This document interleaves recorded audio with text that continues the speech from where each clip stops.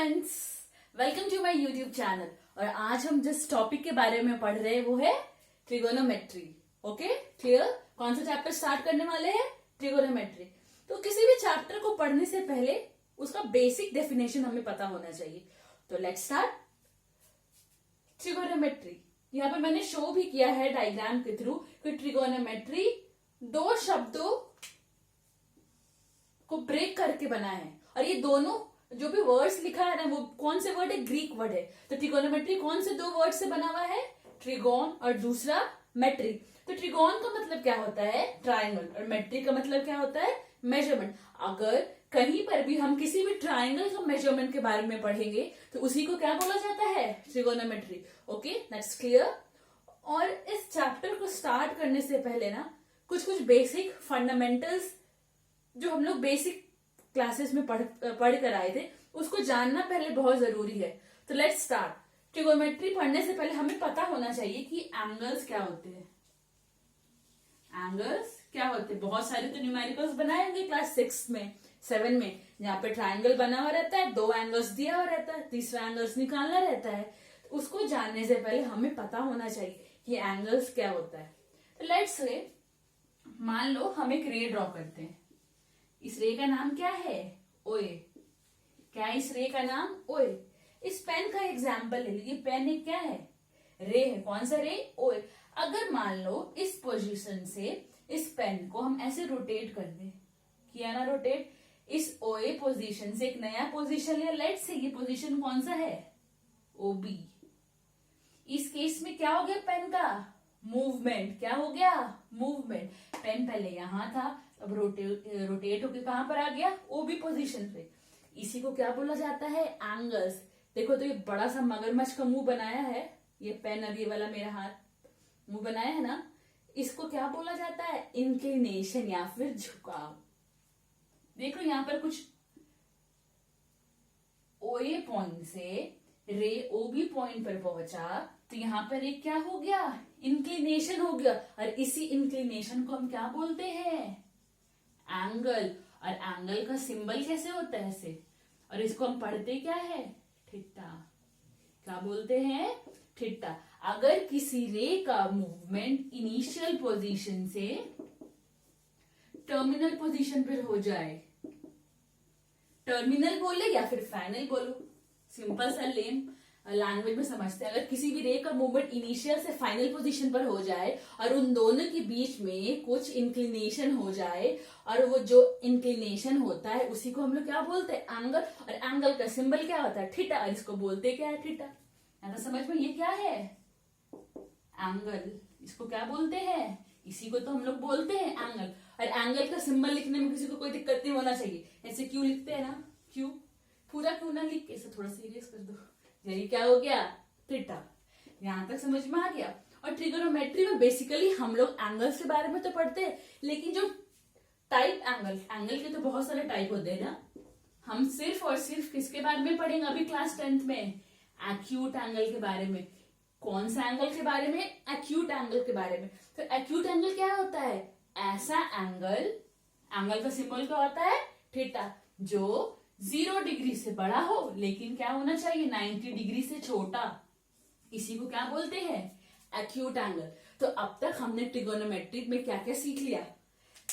सबसे पहले तो सीखा कि इसका बेसिक फंडामेंटल डेफिनेशन। क्या? ट्रिगोनोमेट्री दो ग्रीक शब्दों के मेल से बना है। कौन सा? ट्रिगोन और मेट्री। ट्रिगोन का मतलब क्या होता है? ट्राइंगल। और मेट्री का मतलब क्या होता है? मेजरमेंट। फिर दूसरी बातें हमने सीखी कि ट्रिगोनोमेट्रिक में हम लोग बेसिकली सिर्फ और सिर्फ क्लास 10th में अभी एक्यूट एंगल के बारे में पढ़ेंगे। अगर आप लोग 11th और 12th में जाएंगे तो ऑब्ट्यूज भी आ जाएगा। आए समझ में? तो इसके बाद हमने पढ़ा एंगल्स का डेफिनेशन।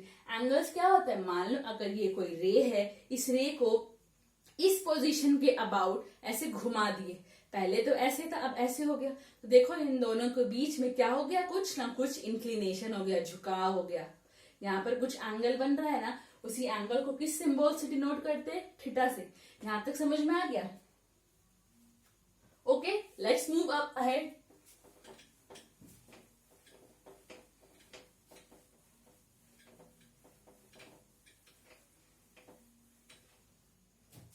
हमने तो एक्यूट एंगल के बारे में डिस्कस कर लिया। अब डिस्कस करना है कि ट्रिगोनोमेट्रिक में हम लोग हमेशा कौन से ट्राइंगल के बारे में पढ़ेंगे, राइट एंगल ट्राइंगल। कौन सा ट्राइंगल, राइट एंगल ट्राइंगल। देखो ट्राइंगल लिख नहीं रहे, सिंबल ऐसा ट्राइंगल सा दिखा रहे, इतने तो समझदार होगे कि इसको समझ जाओगे। ओके, तो अब इसको स्टार्ट करते हैं कि बेसिकली हमको राइट एंगल ट्राइंगल का प्रॉपर्टी पूरा पता होना चाहिए, क्योंकि जितने भी आप एक्सरसाइजेस आगे करेंगे इसी ट्राइंगल का यूज होगा। अगर इसका बेसिक फंडामेंटल प्रॉपर्टी पता है तो ट्रिगोनोमेट्रिक में आपको 100% बोल सकते हैं कि आपको कोई 0% दिक्कत होगी। So let's start. Triangle, right angle triangle. Right angle triangle ऐसे ना बनाते हैं,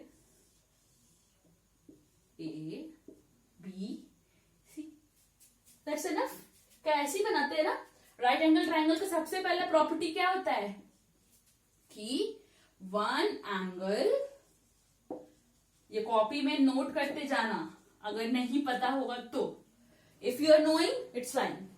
एक एंगल क्या होना चाहिए, one angle must be 90 degree. और अगर मान लो ये ट्राइंगल है, किसके बारे में, राइट एंगल ट्राइंगल के बारे में, अगर ये ट्राइंगल है तो ये आपके दिमाग में फेड रहना चाहिए, ये तो एंगल सम प्रॉपर्टी तो फॉलो करेगा ही ना, करेगा। तो क्या होता है angle sum property, angle A plus angle B plus angle C that is equals to 180 degree.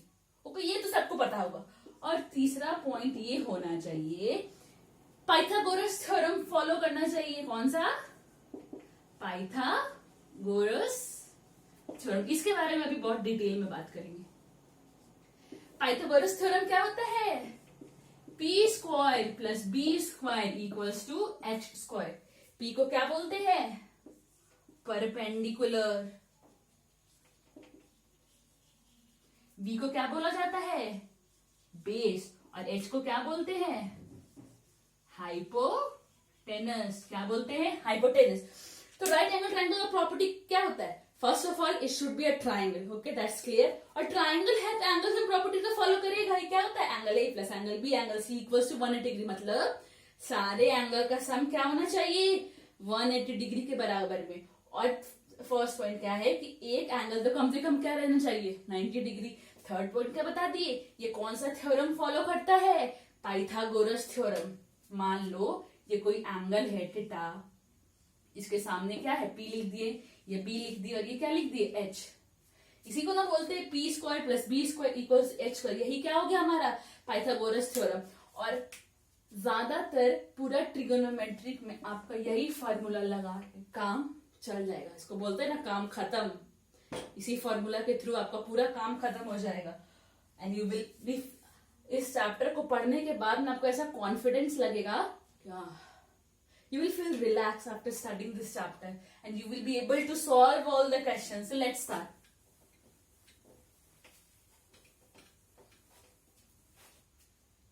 इसमें तो न्यूमेरिकल बहुत सारे बनाए हो गई पाइथागोरस थ्योरम में। Let's start. मान लो p का वैल्यू दिया हुआ है 3, b का वैल्यू दिया है 4 और कोई बोल दे कि h का निकालो, तो वही सिंपल सा फॉर्मूला लगा देते। कौन सा, p square plus B square equals to H square. तो p कितना दिया हुआ है 3 का होल स्क्वायर निकालो। p कितना दिया हुआ है 4 का होल स्क्वायर निकालो। तो क्या है, 3 का होल स्क्वायर क्या होता है 9 और 4 का होल स्क्वायर क्या होता है 16। तो क्या हो गया 25। तो h स्क्वायर का वैल्यू कितना आ गया 25। तो h का अंडर रूट ले लेंगे 25, तो कितना हो गया 5। तो हाइपोटेनस हमारा कितना आ गया 5। यहां तक समझ में आ गया। और देखो ये तो फंडामेंटल थ्योरम था कि P square plus B square equals to H square. अब सेकेंड केस में क्या दे देगा ना कि तुमको हाइपोटेनस दे देगा, ये गिवन रहेगा। अब क्या करेगा, बेस भी गिवन रहेगा और बोलेगा कि परपेंडिकुलर निकालो। इसका फॉर्मूला कैसे निकालेंगे, वही बेसिक फॉर्मूला से आ जाएगा, P square plus B square equals to H square. तुमको निकालना क्या है पी स्क्वायर। तो कैसे निकालेंगे, P square equals to H square minus B square. तो p क्या हो जाएगा under root H square minus B square. आया समझ में। कॉपी में लिखना लिख लो या फिर स्क्रीनशॉट लेके सेव कर लो। अब इसी पर अभी आज पूरे क्लासेस में 1-2-4-5 मिनट तक इसी के बारे में, इसी टॉपिक के बारे में हम लोग डिस्कस करेंगे। आया समझ में कैसे निकाला, पाइथागोरस थ्योरम सिंपल सा लगा दिए। अब इसका एप्लीकेशन देख लो और कैसे बोलेगा।